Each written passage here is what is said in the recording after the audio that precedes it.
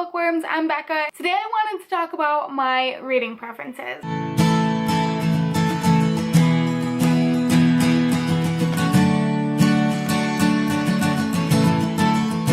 I hear a lot of people talk about the fact that they're mood readers, and I am too. I'm definitely a mood reader. I pick up whatever feels right to me, but I'm also kind of a seasonal reader. I've never really heard anyone talk about it in terms like that. So basically, depending on what the season is, my mood and what I'm wanting to read changes and shifts. And so it can make it really difficult for me to pick out what books I want to read, because sometimes books are not released in a season when I typically read those types of books, if it makes sense. So like, it's getting into fall now, and I know that I'm gonna be more apt to pick up mysteries and thrillers and creepy things, just because that's what I like to read in the fall. Halloween, everything surrounded around that. But then as we get into late fall and winter, I read a lot of historical fiction and fantasy.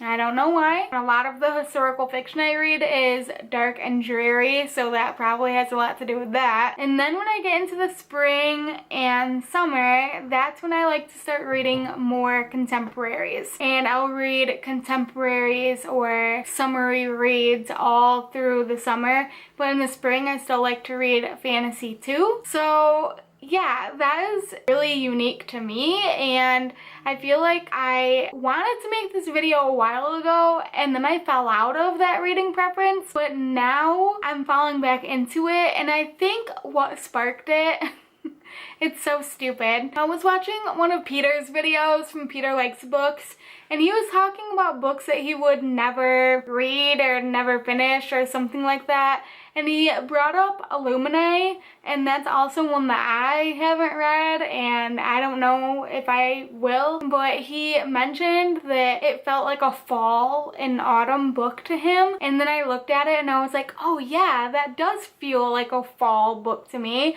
Maybe I'll read it during the fall, just like he might read it during the fall. And then I just started looking at all the books now on my shelf and that I was trying to read, and I was like, no, it's not right. I can't read that one right now. So I definitely can feel myself falling back into that seasonal type of reading loop, especially since we're getting into autumn, which is one of my favorite seasons. Probably is my favorite season. And I started watching Gilmore Girls again, and I just want all of like the coziness and tea and reading and all of the fun that comes along with that.